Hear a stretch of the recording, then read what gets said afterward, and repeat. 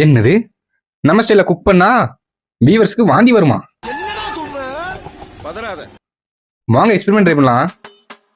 Friends, இப்போ நமக்கு தேவையான இன்கிரீடியன்ஸ் எடுத்துக்கலாம்.